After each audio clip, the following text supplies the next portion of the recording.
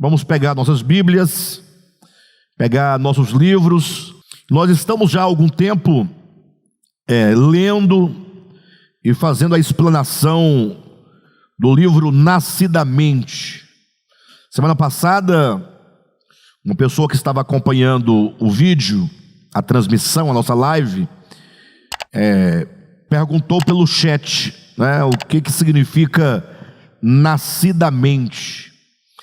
E bem oportuna a pergunta, né, porque é um nome estranho. Nascidamente é um nome, no primeiro momento, diferente, porque não é um nome usual, não é um nome comum. Você não vai encontrá-lo nem mesmo nos melhores dicionários. Até porque esse nome foi um nome criado, né? Nós chamamos isso de neologismo.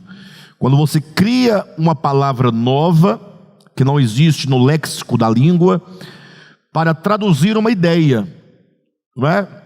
Então a ideia é muito simples, embora o nome seja diferente. Nós explicamos isso nos primeiros vídeos do estudo deste livro, mas creio que vale a pena falar novamente para que quem não sabe possa saber, né? Nascidamente é a união de duas palavras, né? De nascimento e de mente.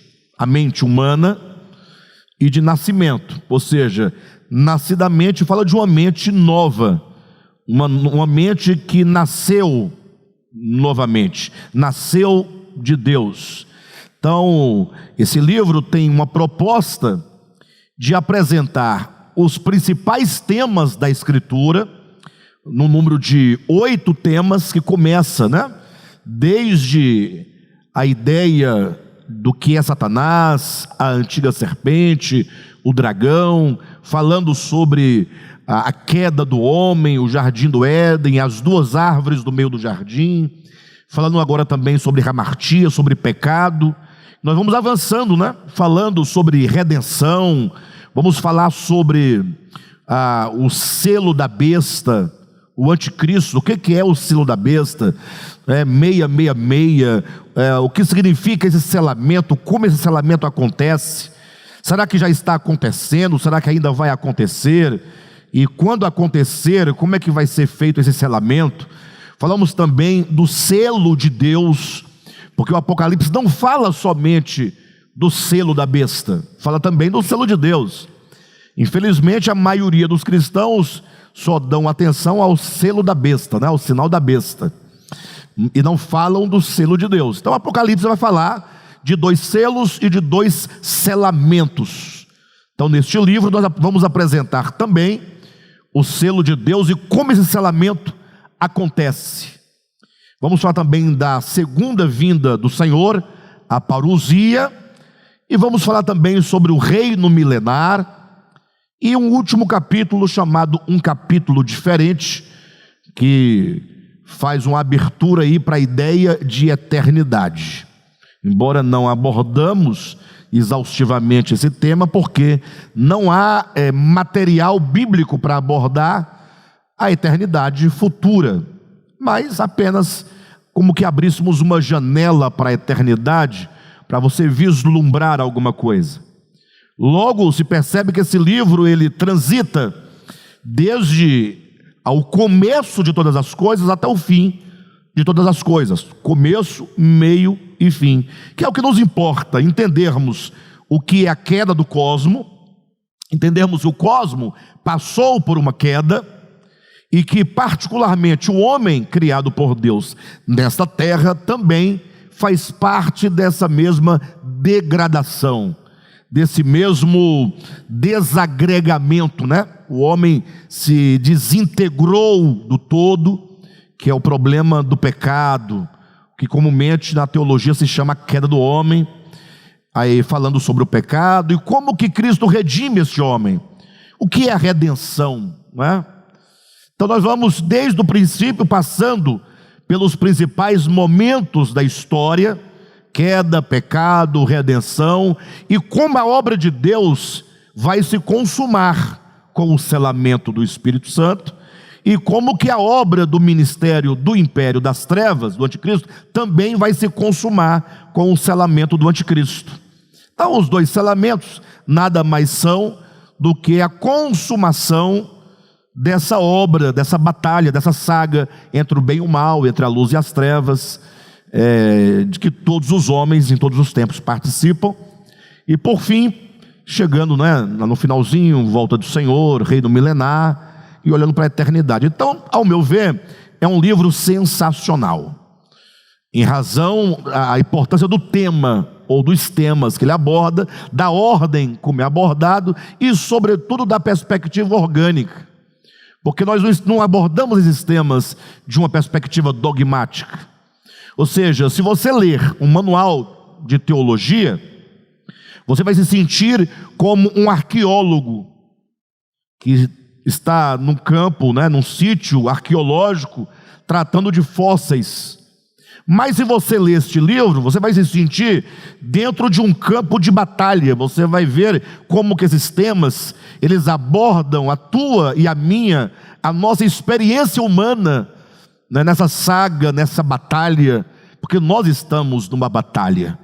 Então, é uma perspectiva que nos coloca no drama da existência humana e nos convoca a cada parágrafo, a cada capítulo, nos convoca a um posicionamento frente aos ministérios da iniquidade e o ministério da piedade.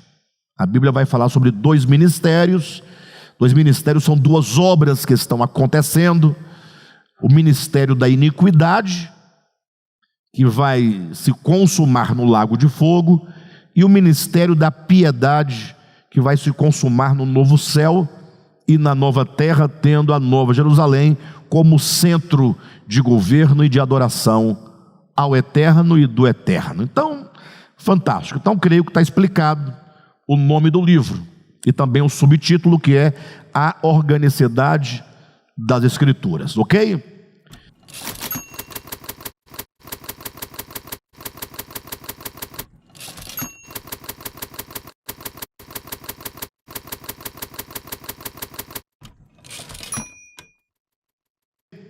Então, vamos abrir o livro na página de número 78. Na semana passada nós começamos a falar sobre hamartia. Falamos bastante, numa forma introdutória a este capítulo. E agora nós vamos efetivamente fazer a leitura, trazendo as devidas explicações. Então, página 78. Aí a partir da primeira palavra lá em cima nessa página, que diz hamartia. Hamartia é a palavra grega que se traduz por pecado nas Bíblias em português. Nós abordamos isso aqui na semana passada com bastante clareza, Toda vez que no Novo Testamento você encontra a palavra hamartia, ou melhor, a palavra pecado, lembre-se que a palavra original é hamartia. Embora este termo esteja correto quanto à tradução daquele, ou embora o termo pecado esteja correto quanto à tradução da palavra hamartia, lá do grego, o seu significado não raras vezes tem sido suplantado por outro, segundo a tradição do cristianismo, conforme exposto acima. Essa deturpação ocorre quando se limita o campo semântico das palavras ao domínio religioso, que imprime sentido particular aos vocábulos, ignorando o contexto linguístico original em que tal ou qual palavra foi pronunciada ou escrita. Queridos, esse parágrafo ele é uma advertência. Já dissemos isso, mas deixe-me retomar para que haja esclarecimento. Veja bem, quando nós pegamos nas nossas mãos a Bíblia Sagrada, vocês devem concordar comigo que nós tomamos esse livro assim com um sentimento muito nobre, por sinal, mas às vezes um tanto prejudicial, porque nós tomamos a Bíblia como algo assim, como se as palavras, os termos, as expressões, as ideias tivessem caído do céu à terra, uma coisa assim que veio direto do trono da graça, como se costuma dizer comumente. E eu diria que a Bíblia, embora ela seja um instrumento divino humano para nos trazer a revelação acerca de Deus na pessoa de Jesus, o fato é que ela tem o seu nascimento histórico no âmbito da história da humanidade, ou seja, são homens que escreveram a Bíblia Sagrada e homens que falavam idiomas terrenos, da terra. Logo, eles falavam línguas da terra. A Bíblia foi escrita em grego, em hebraico, em aramaico. Então, quando, por exemplo, Paulo escreveu as suas epístolas, Paulo escreve 13 epístolas, ora, ele usou o grego da sua época, não é? O grego koiné, que se costuma chamar o grego popular. Isso porque a igreja estava ascendendo naquela época, sobretudo para o mundo romano, né? Do Império Romano. Então foi-se usada uma língua franca. O que é uma língua franca? É uma língua que, embora pertença a um povo, mas é uma língua a que muitos povos e culturas têm acesso. É uma língua comercial, uma língua do povo. Como hoje, por exemplo, o inglês, né? O inglês hoje é uma língua global. Não chega a ser global, mas podemos falar uma língua franca. Qualquer país onde você chegar, se você fala o inglês, você tem maior condições de se comunicar, ainda que a língua daquele país não seja o inglês. Então, quando Paulo escreve suas epístolas, ele usa o grego do seu tempo. Ou seja, ele vai usar as palavras que as pessoas usavam. Era como se fosse hoje, digamos que Paulo fosse hoje, estivesse vivo, imagine, e fosse escrever uma carta em língua portuguesa. Então ele iria usar o quê? Os termos que as pessoas da língua portuguesa do Brasil usam comumente. E usar as palavras do dia a dia, do cotidiano.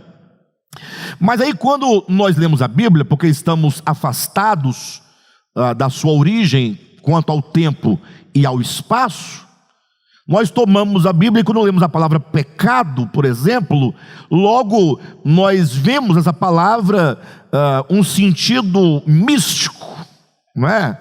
Uma coisa assim que parece que é uma palavra que só existe no âmbito religioso, só existe no âmbito da fé. E nos esquecemos que quando os escritores bíblicos, lá no Novo Testamento, falaram sobre pecado, eles usaram uma palavra grega chamada hamartia, que para qualquer grego da época entenderia o que é hamartia. Nós não entendemos, nós estamos aqui distantes no tempo, no espaço, da cultura, da língua, dos costumes da época.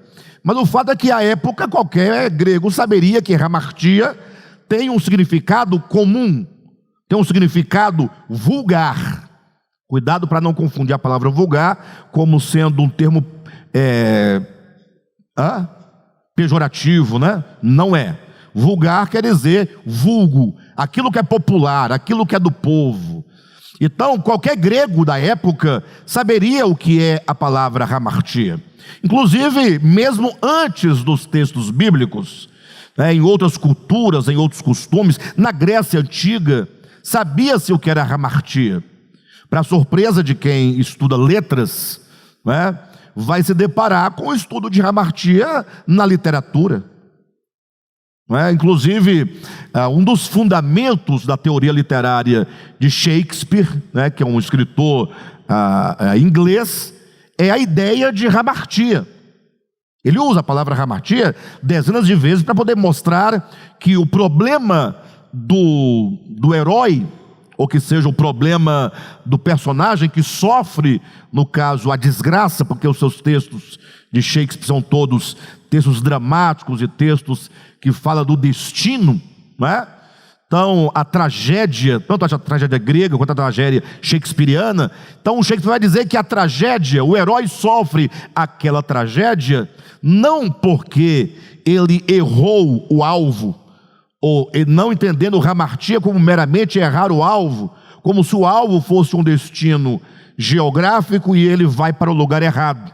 Mas dizia que o problema do herói trágico é exatamente a hamartia enquanto uma condição interna. É como se Shakespeare pegasse todos os deuses lá dos gregos antigos. Deixe-me colocar para vocês entenderem que os gregos, né, lá da Grécia clássica, da Grécia antiga, dividiam os deuses em os deuses do Olimpo e os deuses do Tártaro, para representar o mal e o bem, essas duas dimensões. Então a tragédia grega acontecia como sendo a ação de deuses manipulando os caminhos dos homens na terra. Ou seja, era uma ação dos deuses ou do Olimpo ou do Tártaro, mas manipulando externamente os caminhos humanos. Shakespeare olha e fala: não, vamos pegar tanto o Olimpo quanto o Tártaro, vamos colocar dentro do homem. E agora então a tragédia acontece não enquanto caminhos geográficos ou decisões que se toma acerca de alguma coisa, mas ele diz: o herói trágico, ele sofre a tragédia porque a hamartia é ele. É um coração que, por ser desviado da verdade, desviado do belo, do bem, do justo, ele acabará num destino trágico, porque ele, o próprio herói, consiste no próprio erro. Ele é o erro. Então veja que eu coloquei essas questões só para que vocês saibam que hamartia não é uma palavra estritamente religiosa. Pelo contrário, ela é a priori uma palavra do vulgo, uma palavra da literatura, uma palavra, né, secular, mas que vai entrar na escritura. Por quê? Porque é uma palavra que exprime o que há de mais importante na existência do ser humano, que é a razão da sua existência. Hamartia quer dizer errar o alvo. A palavra hamartia, que se traduz por pecado, traz a seguinte ideia: o homem, ele tem uma razão de ser. Deus cria o homem com um objetivo. Deus cria o homem para que este homem alcance a meta, não é, a razão da sua existência. De maneira que agora esse homem, ao surgir na terra, na sua existência, ele precisa caminhar em direção desse propósito. O homem ele foi criado com um propósito. Esse propósito é imposto pelo próprio Deus. E agora esse homem caminhando na direção desse propósito, vivendo segundo esse propósito, agindo de acordo com esse propósito, ele está a acertar o alvo da sua existência. Quando, entretanto, o homem, ele vive, ele age, ele procede contrário ao alvo da sua existência, aí ele comete hamartia, ele erra o alvo. Nesse sentido, a palavra hamartia, traduzida por pecado, deve ser entendida como errar o alvo. Logo, o que é pecado? Pecado é errar o alvo. Todas as vezes que nós erramos o alvo, no nosso falar, no nosso proceder, nos nossos relacionamentos, em relação ao nosso próximo, em relação à própria criação de Deus, em relação à natureza, em relação ao próprio Deus, em relação a nós mesmos, nós estamos errando o alvo.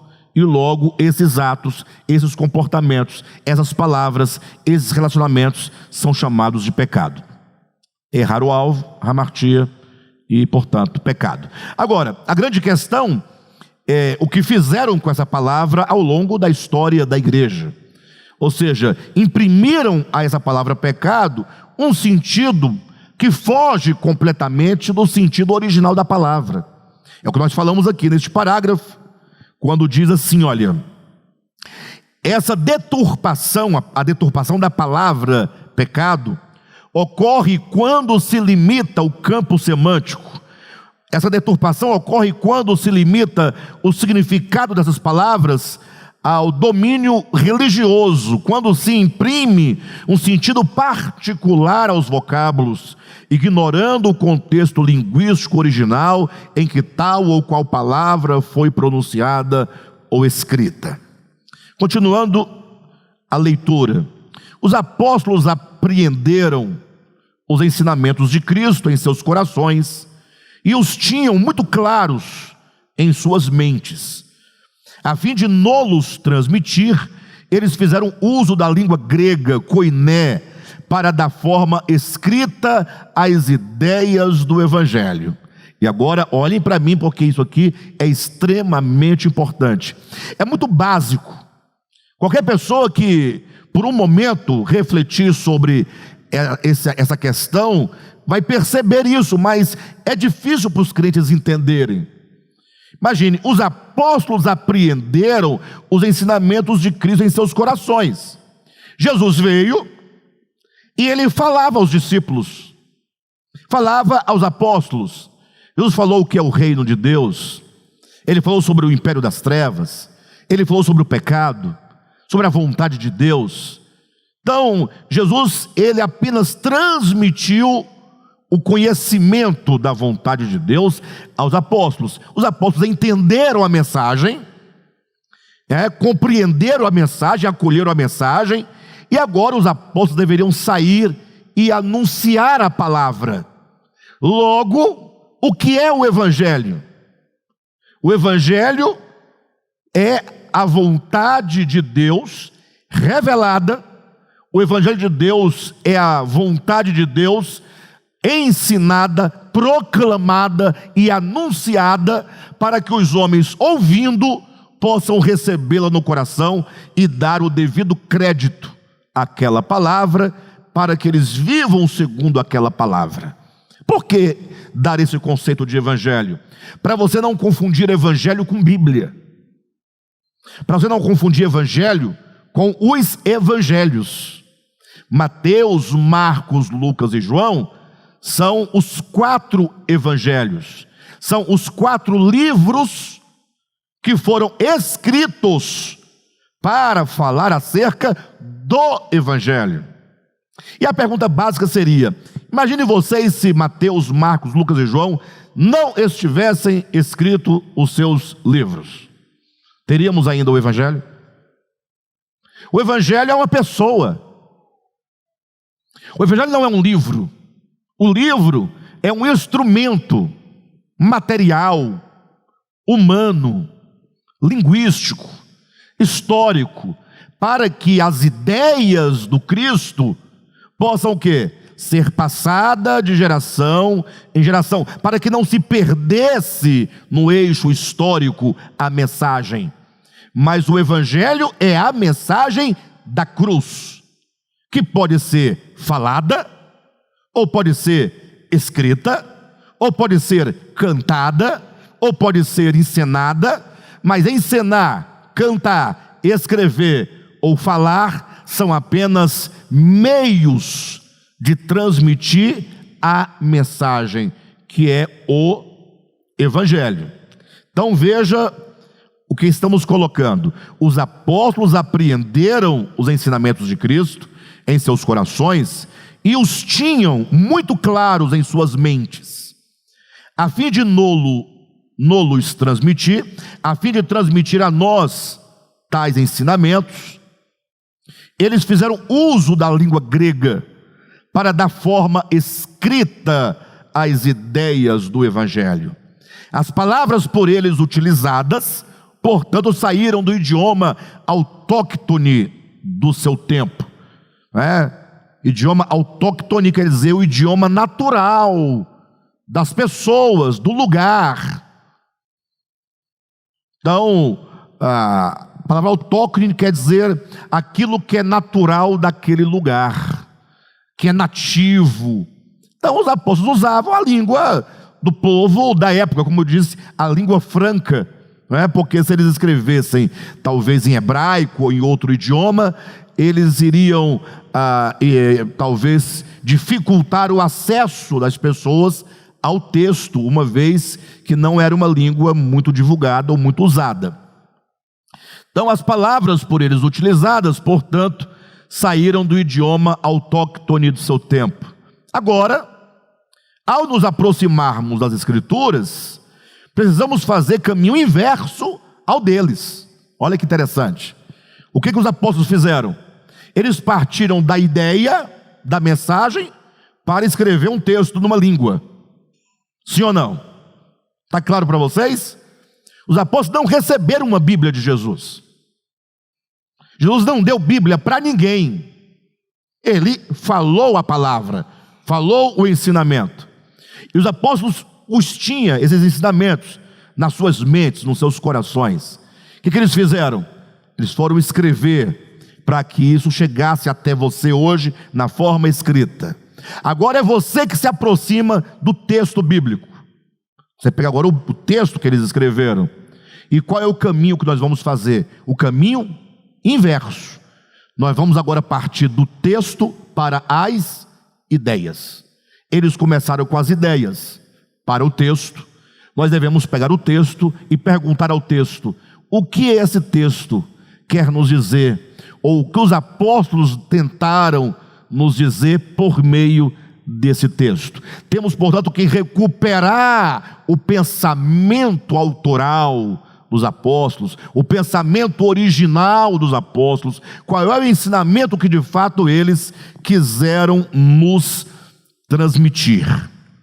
Como diz agora, ao nos aproximarmos das Escrituras, precisamos fazer caminho inverso ao deles. É preciso decifrar os textos escritos para chegarmos às suas ideias.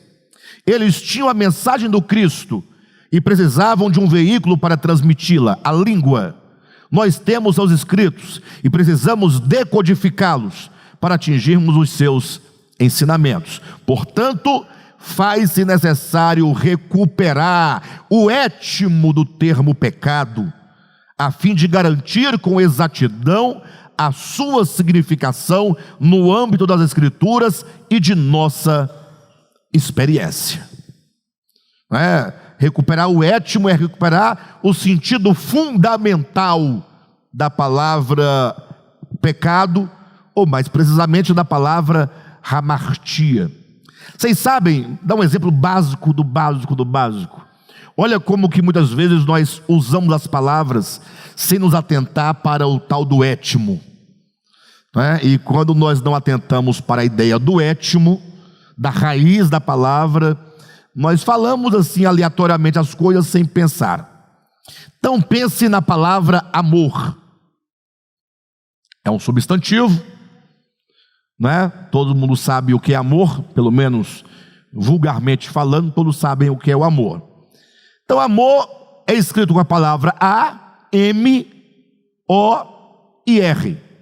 Sim ou não?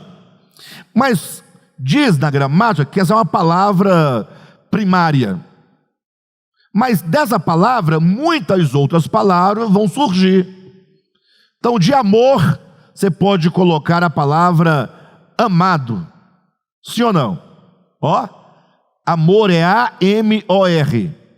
E amado é A-M-A. E amor, A-M-O. Onde foi que mudou? Na primeira, na segunda ou na terceira letra? Terceira. E onde é que se iguala as duas palavras, amado e amor? A primeira e a segunda, a M tem amor, a M tem e amado. Então, você vê que o AM ele se mantém, formando aqui o paradigma. Perfeito? Ele vai se manter. Esse AM é o étimo, é a base significativa. Então, amor, amado. Logo, o amado é aquele que ama. Perfeito? Eu não posso dizer que amado é outra coisa. Mas tem o amador. Quando se fala de alguém que não faz um trabalho profissional, técnico. Mas o amador é aquele que faz porque ama. Não porque é um profissional, mas ele se dedicou por ter uma certa uma tendência àquele ofício, e ele então se dedicou por amar aquele ofício. É um amador. Agora, a gente usa uma palavra diariamente, que é a palavra amizade. E a palavra amizade começa com A e com M, assim como amor. Logo, a raiz da palavra amizade é AM. AM de amor, AM de amado, AM de amizade. Então vai mudar a terceira vogal, ou melhor, desculpe-me, a terceira letra. Então todas as palavras que trazem o AM em língua portuguesa mantêm o mesmo étimo. Logo, temos que entender que amizade é um relacionamento de amor. Amizade que se trata de um relacionamento por vantagem, por negócio, por qualquer objetivo que não seja o amor, não pode ser chamado de amizade. Quem entende? Por que eu trouxe esse exemplo? Para demonstrar o quanto é importante você entender o sentido das palavras. Que quando você não entende, você passa a usá-la de maneira aleatória e de modo que você não consegue expressar de fato aquilo que você quer, ou você acaba usando palavras erradas para se referir àquilo que você de fato quer falar, e você acaba, portanto, falando aquilo que você não queria falar, e vai gerar problema na sua comunicação. Então, tudo isso é para dizer somente que devemos atentar para a palavra hamartia, quanto ao seu significado. Então, na página 79, aí no segundo parágrafo diz: hamartia se traduz literalmente por errar o alvo. Hamartia é igual errar o alvo. Tal conceito, tanto da ideia quanto do termo, era corrente entre os gregos desde a antiguidade. A palavra aparece na poética de Aristóteles para se referir ao erro cometido pelo herói, o erro trágico, na saga de sua trajetória, erro esse que o levaria à tragédia. Segundo o filósofo, tal lapso resultava da ignorância do herói. As trevas do entendimento lhe toldavam a razão, o levavam por caminhos enganosos, até que o infortúnio recaísse sobre ele. Puxa, isso aqui é importante. Gente, Gente, olha como é importante nós entendermos as coisas. Os gregos já diziam da hamartia. Eles diziam que a hamartia era o resultado da ignorância do herói. E que, pelo fato de o herói trágico agir na sua ignorância, no seu não saber, por não conhecer os caminhos, nem conhecer o futuro, nem conhecer o destino, ele acabava chegando à tragédia. Logo, quando o herói errava o alvo, ele sofria o golpe, ele sofria a tragédia. E uma boa tragédia, para quem quiser verificar essa questão, seria a tragédia grega, chamada de O Édipo Rei. Sensacional, fantástico, uma história simples, um livrinho básico, bem pequenininho, você consegue lê-lo num dia se você quiser, talvez numa semana também, vai depender do seu esforço e do seu desejo, mas o fato é que Édipo Rei é uma história fantástica. Imagine vocês que o núcleo da história acontece com um profeta, um profeta chamado Tiresias, e esse profeta era um profeta cego, ou seja, um homem cego da visão natural, mas era um profeta. Em um dado momento, quando o pai de Édipo, antes do Édipo nascer, Laio era o pai de Édipo, era o rei, ele chegou no lugar e esse profeta falou: olha, você vai ter um filho, e esse filho vai matar você, e vai se casar com a mãe dele, a Jocasta. Puxa, que profecia mais esquisita é essa, não? Estranho. E daí aquilo ficou na cabeça de Laio, falou: puxa, não é possível, vai que... Mas aí nasce um menino. Quando nasce o menino, vem a profecia à sua cabeça, ele vai me matar e casar com a mãe dele, é uma grande tragédia, Então ele decide resolver o problema. Eu vou mandar matar a criança, e tudo bem, eu quero ver essa profecia se cumprir. Ele chama um pastor de ovelhas e fala: olha, leva essa criança e joga ele no barranco, no despenhadeiro abaixo, pronto. E lá vai o pastor levando a criança e pensando, puxa, mas que coisa, né? E então ele resolve não lançar a criança. Ele acaba dando a criança para uma pessoa que ia passando, um forasteiro que estava indo para uma cidade, salvo engano, a cidade de Corinto. E aí agora o Édipo, agora uma criança, é levada. Nesse caminho ele sofre um acidente, cai, machuca os pés, e ele fica com os pés tortos. Isso é para sinalizar que todo o andar de Édipo era um andar torto, de errar o alvo constantemente. E Édipo então agora é filho de um outro rei, de uma outra cidade, ele cresce, fica adulto, está tudo bem, está tudo certo. O destino não tem como se cumprir, a profecia não tem como acontecer. Quando Édipo então entra numa taberna e lá, quem está lá? O profeta. O profeta olha e fala assim, olha, eu vejo que você vai matar o seu pai e se casar com sua mãe. Só que Édipo não sabia que os seus pais eram adotivos. Ele não sabia que os seus pais era do reino de Tebas, ele não sabia, porque ele foi pequenininho, cresceu como filho do rei de Corinto. Ele pensa, puxa, eu vou matar meu pai e casar com a minha mãe? Ele teve uma ideia, eu vou fugir do destino, eu vou sair de Corinto e vou para uma cidade distante.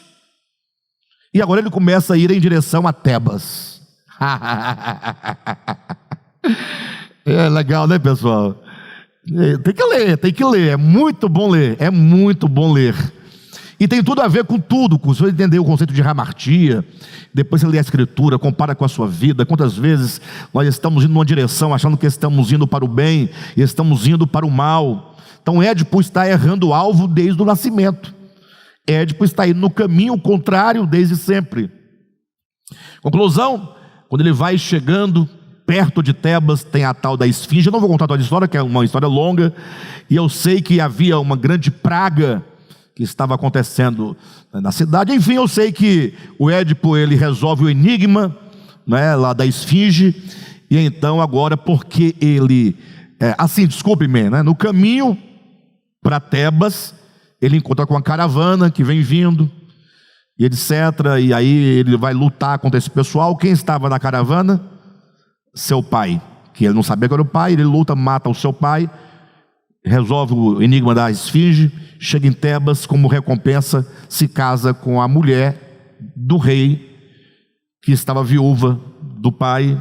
Olha a história, se casa com a própria mãe. E aí começa agora a história. Aqui começa a história. Eu não vou contar porque senão vocês não vão ler mais. Porque agora vai surgir o quê? Um profeta, novamente o profeta. E agora vai começar a grande questão, porque agora Édipo se torna o rei de Tebas, porque ele se casou com Jocasta, a rainha viúva. Ninguém sabe da história, ninguém sabe de nada, só o pastor, aquele que levou para lá. Mas também, de todo modo, agora começa todo o problema, porque agora Édipo, ele quer dar uma grande recompensa para quem descobrir o porquê que Tebas agora estava sofrendo da parte dos deuses uma grande investida. Estava tendo uma praga muito grande, morrendo muita gente, porque algum mal tinha acontecido em Tebas que deveria ser resolvido, e se não fosse resolvido, a praga não cessaria. Ou seja, havia uma hamartia ali, e a hamartia era ele próprio, só que ele não sabia. E aí começa agora o conflito entre Édipo e o profeta não quer dizer para ele a história. E aí o Édipo fica furioso e fala para o profeta, né? Você é um velho cego, como você pode ser profeta se você não enxerga? Aí você imagina só a resposta do profeta para ele, né? Quem não enxerga é você, que tendo olhos não consegue ver quem é você, não sabe quem é você, não sabe o que é Tebas, não sabe quem é Jocasta, não sabe quem é Laio.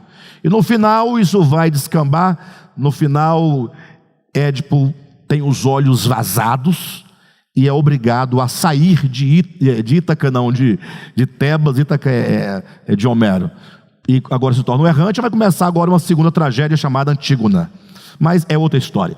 Mas assim, leiam, porque é um texto maravilhoso, empolgante.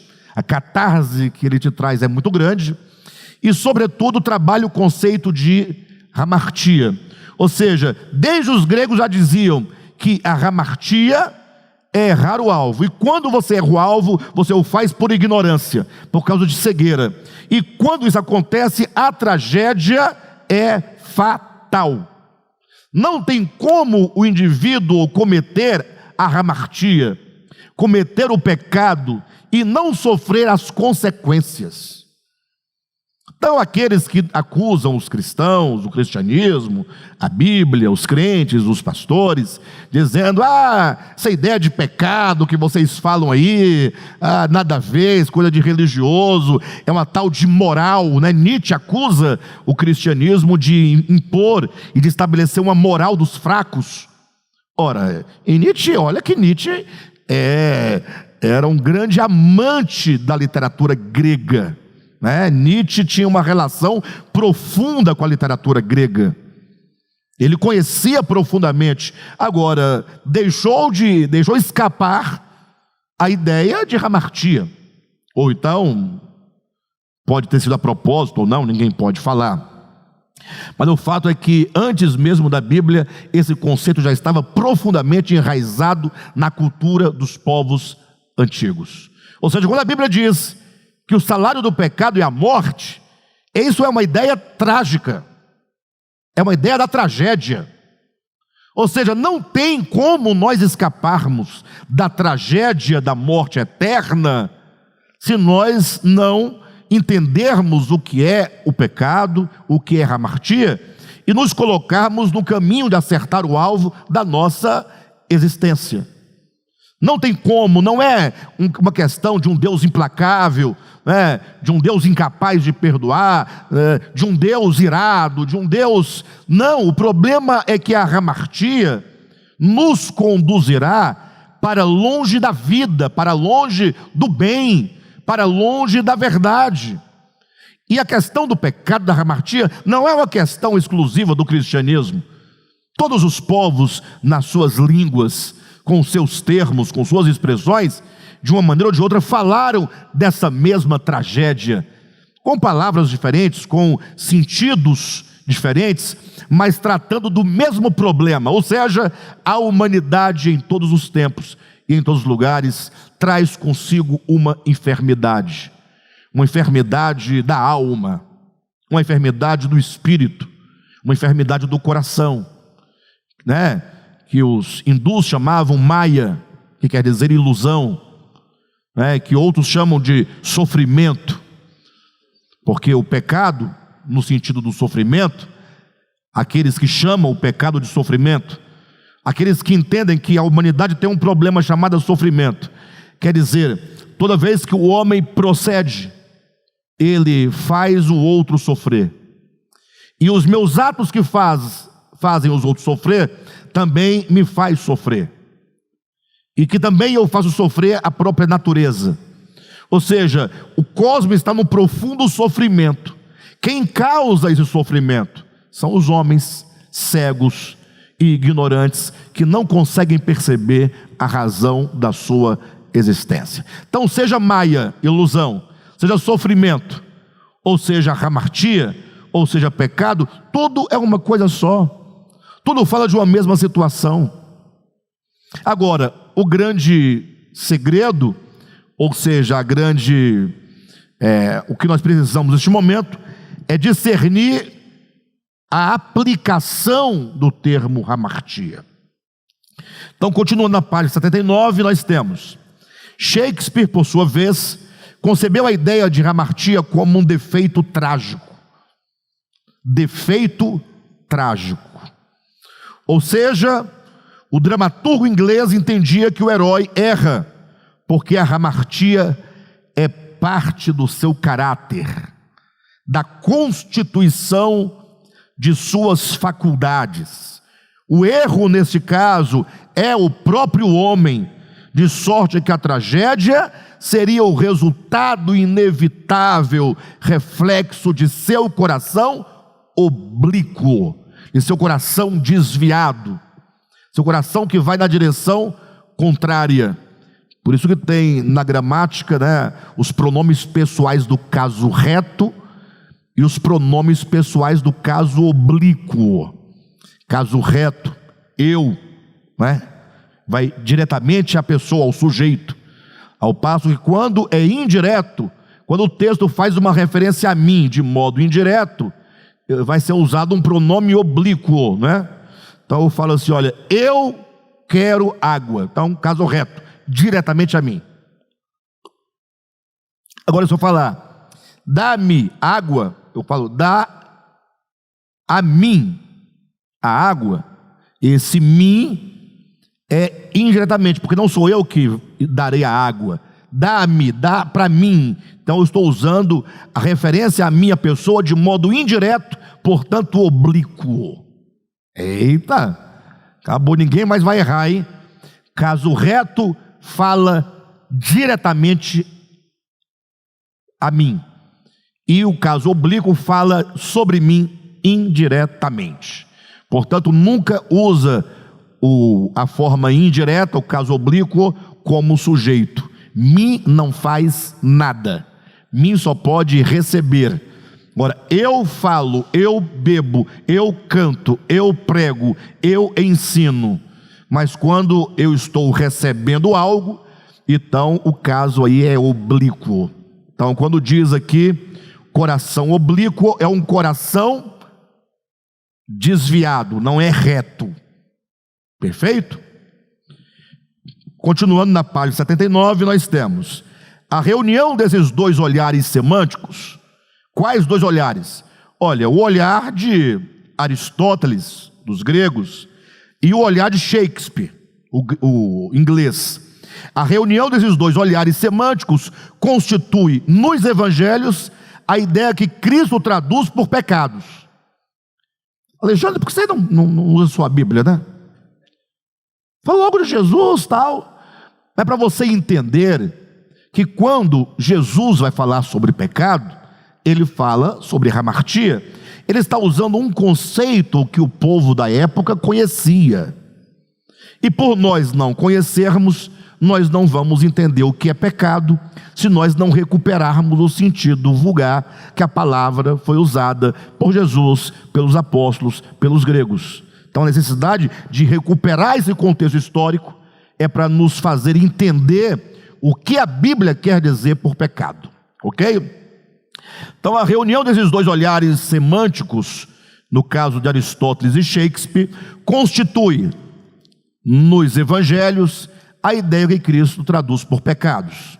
2 pontos: ações provenientes de um coração tenebroso e oblíquo, que geram a morte, como está escrito. São os olhos a lâmpada do corpo. Se os teus olhos forem bons, todo o teu corpo será luminoso. Se porém os teus olhos forem maus, todo o teu corpo estará em trevas. Portanto, caso a luz que em ti há sejam trevas, que grandes trevas serão. Então Jesus está partindo aqui desse simbolismo, né? Usando a figura do olho, dos olhos, os olhos como a lâmpada do corpo. Ou seja, como eu vejo, ou como eu deixo de ver. E o mais interessante é que poucos percebem que Jesus está dizendo assim: olha, se os teus olhos forem bons, todo o teu corpo será o quê? Luminoso. Se porém os teus olhos forem maus, todo o teu corpo estará em trevas. Portanto, caso a luz que há em ti forem trevas, que grandes trevas serão. Parece um paradoxo. Se a luz que há em ti forem trevas, então eu tenho uma luz, e essa luz pode ser treva? Pense isso. Porque ele pode dizer, caso você não tenha luz, você está em trevas, lógico. Fala, não, mas se a luz que há em ti, então há uma luz em você, se essa luz for trevas, que grandes trevas serão. Então ele fala de uma luz que há em nós, e da possibilidade de que essa luz seja trevas. Gente, que coisa fantástica. Isso é grande, entender isso é muito grande. Então vamos agora no encalço de entender essa luz, né? Que luz é essa que há em nós que pode eventualmente ser trevas? Então, continuando, diz: os olhos, símbolo do discernimento, conhecimento do bem e do mal. Luz, portanto, uma vez que se tornam independentes da suprema razão, o Logos eterno, tornam-se maus. A verdadeira luz já não os pode iluminar, de maneira que todas as ações provenientes de tal coração tenebroso são semelhantemente trevas. Então aqui nós começamos a compreender algo interessante, né? João capítulo 1, João vai dizer: Jesus é a verdadeira luz. O Logos é a verdadeira luz que vinda ao mundo ilumina a todo homem. Então, se diz que Jesus é a verdadeira luz, não bastaria dizer que Cristo é a luz que vinda ao mundo ilumina todo homem? Não bastaria ou não? Cristo é a luz que vindo ao mundo ilumina todo homem. Mas ele diz, ele é a verdadeira luz. Então, quando diz a verdadeira luz, significa que existem outras luzes, que embora seja luz, não é a verdadeira, mas é luz.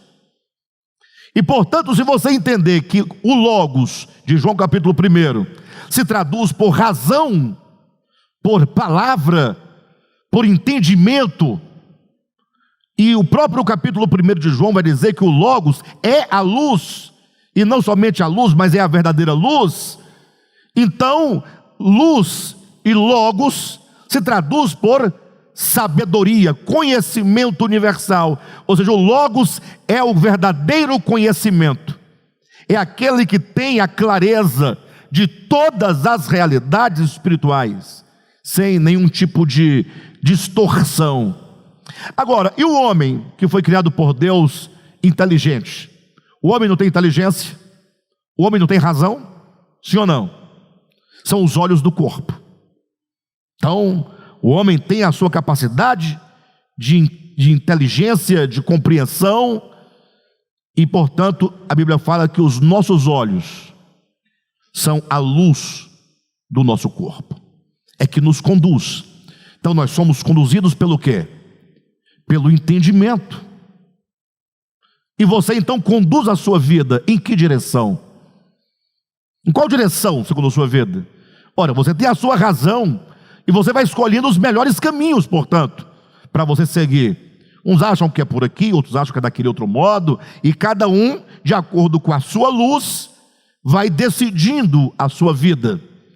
Só que Jesus fala, mas se os teus olhos forem maus, ou se a luz que há em ti for trevas, se esse entendimento, essa razão que você usa para ser guiado por ela, não estiver sob a orientação, sob o governo e a direção da verdadeira luz, essa luz que há em ti será treva.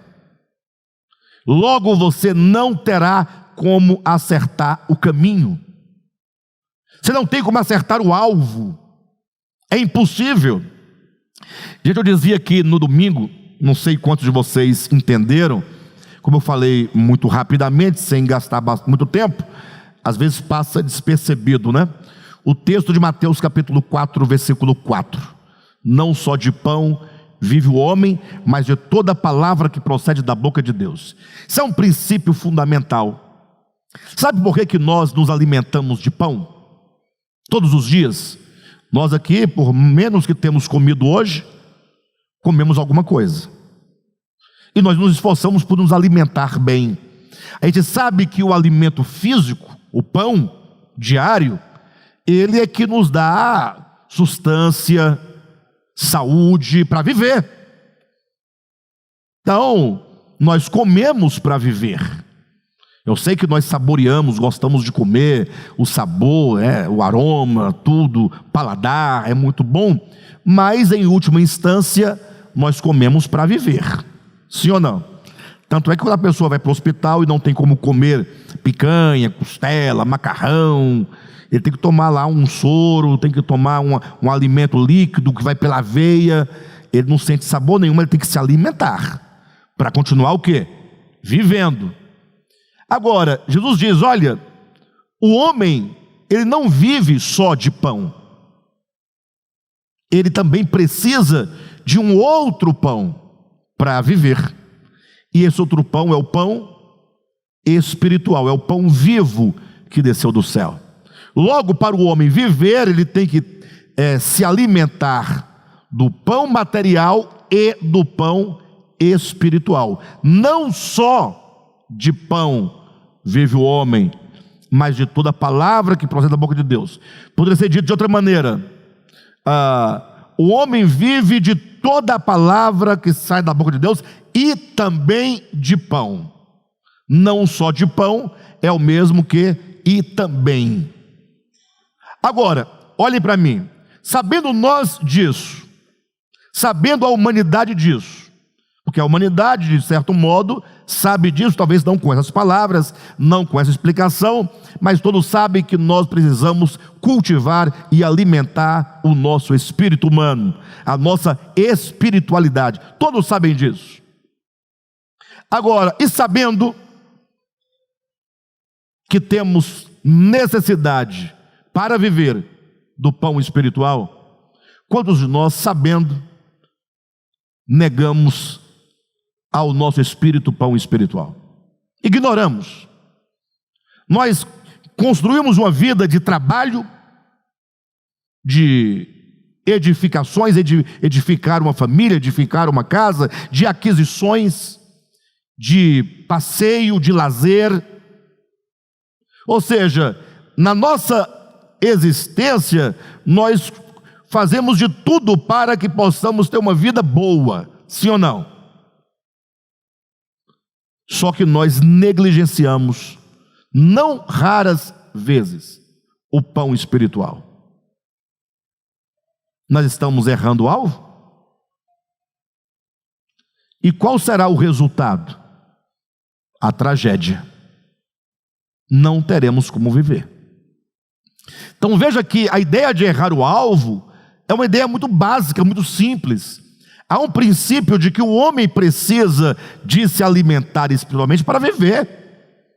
Só que nós, sabendo, a gente não acha tão importante assim. E por isso nós negligenciamos, nós ignoramos, fingimos não se importar com isso e fazemos da nossa existência uma vida de mera corrupção, de mera vaidade. Quando eu falo vaidade, quer dizer, tudo o que nós fazemos consiste naquilo que perece. E quando então essa vida perecível passar, o que nós teremos depois? Essa é a grande questão. Então, eu trouxe esse exemplo do pão espiritual para demonstrar como que, quando se quebra um princípio, você está quebrando ou errando o alvo. Esse é um exemplo. Por isso Paulo deixa claro que aquele que semeia para a carne e aquele que semeia para o espírito. A carne é o pão carnal, a carne é o perecível, a carne é o passageiro, a carne é o efêmero. Tudo aquilo que nós fazemos que não tem valor eterno, ele é útil. Mas se a nossa existência se esgotar só nessas coisas, quando nós tivermos de passar para o plano espiritual, tudo o que tivermos feito ficará para cá. E nós entraremos despidos e de mãos vazias para o outro lado. Olha que coisa interessante, como nós devemos atentar para isso. Então, ele diz, aquele que semeia para a carne, para. Então, tudo que você faz que visa a carne, que visa a temporalidade, carne não enquanto pecado, mas aquilo que é corruptível, da carne colherá corrupção. Ou seja, você semeia para a carne, Qual é o resultado? Corrupção. O que é corrupção? Corrupção. Lembra do texto de 1 Coríntios, para que ninguém entenda mal? Este corpo corruptível será transfigurado num corpo incorruptível. Corpo corruptível é porque esse corpo perece, ele acaba, ele se destrói e ele se desfaz. Então aquele que semeia para a carne é aquele que está única e exclusivamente preocupado com as coisas da terra. Trabalhar é da terra, e é legítimo, e é bom. Mas saiba que o seu trabalho só vai até o dia da sua morte.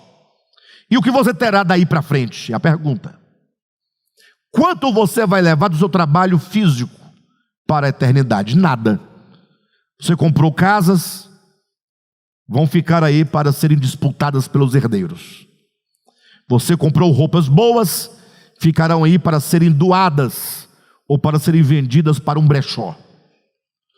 Você tem uma aposentadoria boa, vai ficar aí para sua esposa desfrutar com um pé de pano que já está rondando, esperando você cair.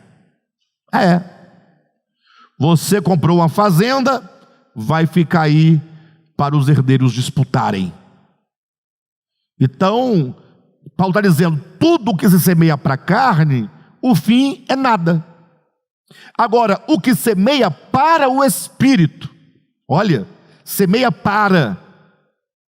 Ou seja, eu vou fazer isso e proceder dessa maneira para que o meu espírito se fortaleça, para que meu espírito fique mais vigoroso, para que meu espírito se expanda, para que meu espírito fique vigoroso, para que meu espírito... Então, do Espírito colherá a vida eterna. Somente o que se semeia para o Espírito poderá ser levado para a eternidade. Parece que agora, ao semearmos para o Espírito, não estamos tendo nenhum resultado, não parece? Parece. Você vai buscar o Senhor, ter comunhão, ler a palavra, ouvir a palavra, pregar a palavra, orar, tal. E outro fala, pai, para de ser boba, pai, vai se divertir, vai viver sua vida, gastando tempo com isso. Tudo bem, vamos lá, vamos seguindo adiante. Um dia você, ao passar pelas portas da morte, que são duas, uma de vidro e outra de diamante, como dizia Antônio Vieira, né? Porque a de vidro para passar para o lado de lá é fácil, né? Quebrou, você passa. Mas a de diamante é que de lá para cá você não tem como retornar. Ao passar pelas portas da morte, você vai procurar alguma coisa para que você possa apresentar, no sentido figurado, tá? Você vai ver que não tem nada. O Gilmar costuma, de vez em quando, evocar aí o depoimento de quem mesmo? Daquele camarada rico que morreu, o milionário que morreu e disse que os seus bilhões não podiam dar saúde a ele. Steve Jobs, né? Steve Jobs diz, segundo o depoimento, diz que teve um câncer de pâncreas, né? Então, quando ele estava já para morrer, o cara tinha quantos bilhões? 7 bilhões de dólares. Não é de real, não. Real não existe. 7 bilhões de dólares. É pouco. Dá para comprar o mundo inteiro, em termos gerais, metafórico. Mas agora ele estava com câncer de pâncreas. Ele olhou e o dinheiro não podia lhe dar vida. Ele morreu. É uma pena que ele tenha morrido. Mas ele não levou nada do dinheiro para a eternidade. Pode ter levado alguma coisa, mas se ele levou alguma coisa, são as coisas que ele semeou para o Espírito. Mas no âmbito do físico, da terra, nada absolutamente. Então, acertar o alvo, dentre tantas coisas, né, consiste em você perceber que você tem um aspecto humano, físico, melhor, um aspecto físico, temporal, corruptível, e um espírito humano que carece de ser alimentado. Não erre o alvo da sua existência. Tá bom? Vamos parar por aqui. Na semana que vem nós daremos continuidade, né, aqui na página 80. Tá bom?